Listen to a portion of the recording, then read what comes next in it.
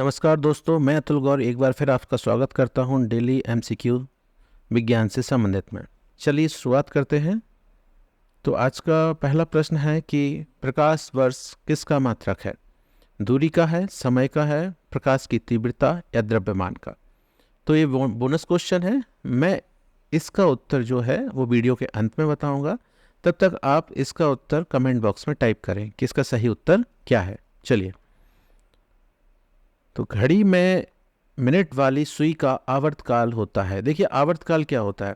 आवर्तकाल वो समय होता है जितने में कोई वस्तु जहाँ से गति प्रारंभ करती है और वहीं वापस आ जाती है। तो जो मिनट की सुई है, तो आप पता करेंगे, जब मिनट की सुई मान लो 12 से चलना शुरू हुई तो उसको पूरा चक्कर लगा के वापस वहीं तक आने में 1 घंटे का समय लगता है। तो घड़ी में जो मिनट वाली सुई होती है उसका आवर्तकाल 1 आवर होता है, ठीक है, या 60 मिनट, जो भी कहें आप, ठीक है।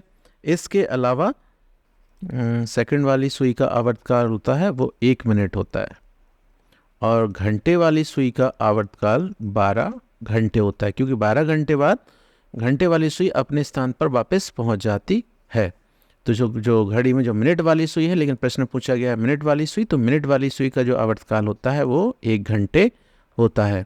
चलिए, प्रश्न है कि इनमें से एक को छोड़कर सभी समय की इकाई है क्या? सेकंड, माह, वर्ष और प्रकाश वर्ष। तो देखिए, जो सेकंड, माह, वर्ष और तीनों चीज़ें हैं जो इकाई होती हैं वो होती हैं समय की, जबकि प्रकाश वर्ष जो है वो दूरी की इकाई होता है। अतः इसका इनमें से एक को छोड़कर सभी समय की इकाई है, तो इसका सही उत्तर है प्रकाश वर्ष। यह समय की इकाई नहीं है। अगला क्वेश्चन है, रिक्टर स्केल किसको मापता है? तो हमें पता होना चाहिए, जो रिक्टर स्केल होता है, देखिए इसकी फ़ोटो भी दी हुई है, ये जो है वो भूकंप को मापता है। तो हमें याद करना है कि रिक्टर स्केल भूकंप की जो तीव्रता होती है उसको मापने में सहायता करता है। वक्र रेखीय गति का उदाहरण है नहर से बहता हुआ जल, छींक से निकली हुई हवा, सांप का चलना, पेड़ से गिरता फल, ठीक है। तो जो वक्र गति होती है उसका उदाहरण है सांप का चलना। इस सांप का चलना वक्र गति का उदाहरण है। बाकी पेड़ से गिरता जल, नहर से बहता हुआ जल, ये सभी क्या है? सरल रेखीय गति का उदाहरण है। तो आपको सही उत्तर है इसका सांप का चलना वक्र रेखीय गति का उदाहरण है। चलिए, अगला प्रश्न हल करते हैं। यदि गति करते हुए पिंड का वेग दुगना हो जाए तो पिंड की गतिज ऊर्जा हो जाएगी। देखिए, गतिज ऊर्जा का सूत्र होता है काइनेटिक एनर्जी बराबर 1/2 mv²। मतलब अपन लोग हिंदी में भी लिख लेते हैं, गतिज ऊर्जा बराबर 1/2 गुणे द्रव्यमान गुणे वेग का वर्ग। तो हम देखेंगे कि बाकी कुछ नहीं बदल रहा है, केवल क्या कह रहे हैं, वेग को दोगुना करना है। क्या करना है? वेग को दोगुना करना है। तो देखिए, वेग को यदि दोगुना करेंगे तो उसके ऊपर क्या है? वर्ग है। तो 2 का वर्ग कितना होगा? 4। तो जो गतिज ऊर्जा है वो 4 गुनी हो जाएगी, क्योंकि गतिज ऊर्जा के ऊपर वेग के ऊपर क्या लगा हुआ है? वर्ग का निशान लगा हुआ है। अतः ये वेग दोगुना करने से गतिज ऊर्जा कितनी गुनी हो जाएगी? 4 गुनी हो जाएगी, ठीक है। तो इसका सही उत्तर है 4 गुनी। दीवार घड़ी के पेंडुलम की गति कैसी गति होती है? ठीक है, तो इसमें लिखा हुआ है कि रेखीय गति, वृत्तीय गति, घूर्णन गति, आवर्त गति। जब कोई गति एक निश्चित समय बाद, ऐसी गति जिसमें कोई वस्तु एक निश्चित समय बाद अपने उसी स्थान पर लौट के आ जाती है, तो उसको कहते हैं आवर्त गति, ठीक है। तो जो घड़ी होती है, तो इसका जो पेंडुलम होता है वो यहाँ जाता है, फिर लौट के यहाँ से वापस यहाँ आता है, तो एक निश्चित समय बाद वो वहाँ पर लौट के आता है, इसीलिए इसको हम लोग कहते हैं आवर्त गति।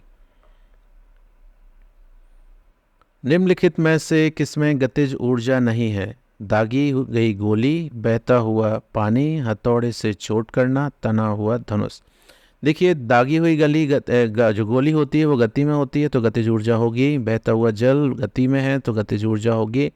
हथौड़े से चोट करना, इसमें भी गतिज ऊर्जा होगी। तना हुआ धनुष है, उसमें गतिज ऊर्जा नहीं होती है, उसमें स्थितिज ऊर्जा होती है। जब वो छोड़ देंगे आप, तब उसके तीर में जो है वो गतिज ऊर्जा आ जाएगी। तो सही उत्तर है तना हुआ धनुष, इसमें गतिज ऊर्जा नहीं होती है।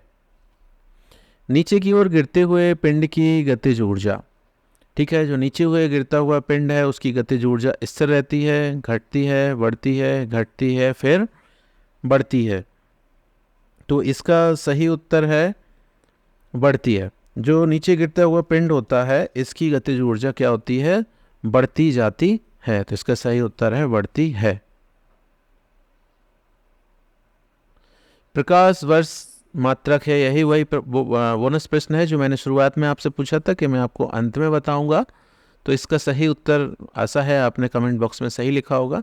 तो जो प्रकाश वर्ष जो मात्रक होता है वो दूरी का होता है। नाम पर मत जाइए वर्ष से, प्रकाश वर्ष से, यह दूरी नापने के लिए यूज होता है। ये लंबी दूरियां, ग्रहों के बीच की दूरियां, तारों के बीच की दूरियां जो नापते हैं वो प्रकाश वर्ष में मापी जाती हैं। तो इसका सही उत्तर है दूरी। ये हमारी लिंक्स दी हैं, आप हमारे टेलीग्राम चैनल को अवश्य ज्वाइन करें और यूट्यूब पे भी आप हमें हमारे चैनल को सब्सक्राइब कर सकते हैं। धन्यवाद।